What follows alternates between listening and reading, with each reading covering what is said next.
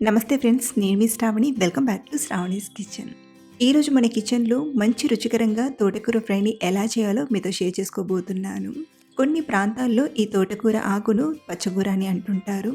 ఆ విషయం పక్కన పెడితే మీరు కూడా సూపర్ టేస్టీగా తోటకూర ఫ్రైని చేయాలంటే ఇలా ట్రై చేసి చూడండి. చాలా బాగా కుదురుతుంది. మరి లేట్ చేయకుండా ఈ కమ్మడి తోటకూర ఫ్రై ప్రిపరేషన్ని ఇప్పుడు చూపిస్తాను రండి. ఇక్కడ నేను ఒక పెద్ద కట్ట తోటకూర ఆకును తీసుకుని తెంపి బాగా కడిగి ఆ తర్వాత ఇలా కట్ చేసి తీసుకున్నాను. ముందుగానే మనం సన్నటి కాడలతో ఆకును తెంపి బాగా కడిగాక ఇలా సన్నగా తరిగి తీసుకుంటే తోటకూరలో ఉండే ఆ సన్నటి ఇసుకంతా కూడా పోతుందన్నమాట.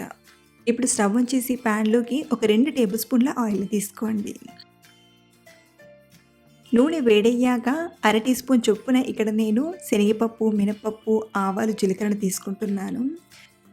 సో వీటిని ముందుగా దూరగా ఫ్రై చేయండి. ఇప్పుడు ఇందులోనే పొట్టు ఒలిచేసిన 12-15 వెల్లుల్లిపాయలని తీసుకొని ఫ్రై చేయండి. ఇందులోనే ఒక 4 ఎండుమిరపకాయ ముక్కల్ని, 4-5 పచ్చిమిరపకాయ ముక్కల్ని తీసుకొని ఫ్రై చేయండి. తోటకూర ఫ్రైలో వెల్లుల్లి టేస్ట్ అనేది చాలా బాగుంటుంది కాబట్టి ఇలా కొంచెం ఎక్కువగానే తీసుకోండి. మీరు కావాలంటే ఇలా డైరెక్ట్గా అయినా వేయచ్చు, లేదా కచ్చపచ్చగా దంచైనా తీసుకోవచ్చు. ఇవి ఇలా కొంచెం దూరగా ఫ్రై అయ్యాక ఇందులోనే 1/4 టీ స్పూన్ ఇంగువను, 1 కట్ చేసిన ఉల్లిపాయ ముక్కల్ని తీసుకొని ఫ్రై చేయండి. మనం ఉల్లిపాయని మరీ ఎక్కువ ఫ్రై చేయాల్సిన అవసరం లేదు, లైట్గా గోల్డెన్ షేడ్ వస్తే సరిపోతుంది. సో ఇలా లేత బంగారు రంగులోకి ఉల్లిపాయ ఫ్రై అయ్యాక ఒక 1/2 టీ స్పూన్ పసుపుని తీసుకొని ఒకసారి బాగా కలిపి ఇప్పుడు ఇందులోకి తోటకూర ఆకును తీసుకోండి. ఇలా తోటకూర ఆకును తీసుకొని మంటను హై ఫ్లేమ్లో పెట్టి ఒక 2-3 నిమిషాలు ఫ్రై చేయండి. అలాగే మనం ఈ ఆకుని ఫ్రై చేసేంతవరకు ఉప్పుని వేయొద్దండి.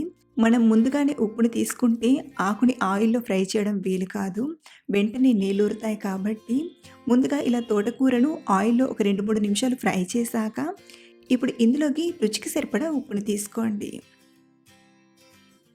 అలాగే మీరు తాలింపులో ఎండుమిర్చి వేయకపోతే ఈ టైంలో 1 టీ స్పూన్ కారం తీసుకునైనా చేయొచ్చు. ఇలా ఉప్పుని తీసుకొని ఫ్రై చేసేటప్పుడు తోటకూర నుండి నీళ్ళు అనేవి ఊరుతాయి. ఆ నీళ్లు ఊరడం తగ్గేంత వరకు ఇలా కలుపుతూ బాగా ఫ్రై చేయండి. ఒక 3-4 నిమిషాలు ఇలా కలుపుతూ ఫ్రై చేసామంటే నీళ్ళన్నీ కూడా అయిపోయి పర్ఫెక్ట్గా తోటకూర ఫ్రై తయారైపోతుంది. చూడండి, ఇలా ఫ్రై చేసి తీసుకోవాలి. ఇప్పుడు వేడిగా సర్వ్ చేసుకొని మనం అన్నంలోకైనా చపాతీలోకైనా కమ్మగా తినేయచ్చు. ఇలా ఒకసారి సింపుల్గా ట్రై చేసి చూడండి. అలాగే ట్రై చేశాక మీకు ఎలా కుదిరిందో మీ ఫీడ్బ్యాక్ని కింద కామెంట్లో షేర్ చేయడం మర్చిపోవద్దు. Thanks for watching.